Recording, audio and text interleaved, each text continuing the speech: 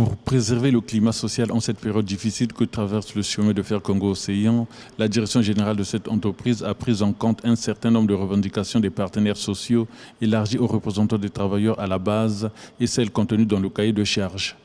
Tout ce qui nous reste de la vente des parcelles à la SNPC et à la CNSS, c'est de l'argent qui était provisionné pour faire face à la réhabilitation de la grande gare de Pointe-Noire. Et malheureusement, sous la pression des travailleurs, le directeur général a résolu de mettre la main sur cette provision pour faire face au paiement des salaires exigés par les travailleurs. Satisfait des conclusions de ces négociations, l'intersyndicale a malheureusement été prise en étau le mercredi 30 octobre au moment de la restitution des conclusions des différentes rencontres avec la tutelle. La situation s'est produite dans les entrepôts de l'entreprise au kilomètre 4. L'Inter était en train de se rendre compte aux travailleurs, presque à la fin, c'est un collègue qui était avec nous aux négociations. Il vient, il prend le haut-parleur, le micro et dit: les amis, notre cahier de charge, tout ce qui a été dit là, échec à 100%. Alors c'est là où tout est parti.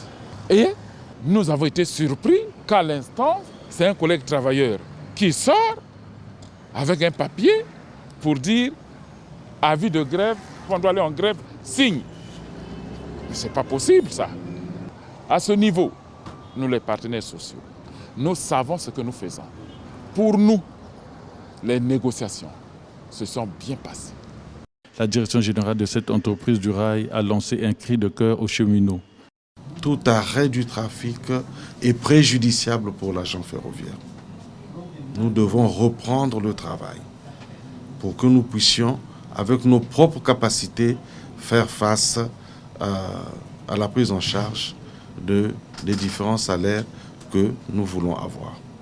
La masse salariale du CFCO avoisinerait les 600 millions de francs CFA. Avec un matériel roulant insuffisant et amorti, cette entreprise peine à atteindre ce chiffre d'affaires nécessaire pour faire les salaires tous les 21 du mois.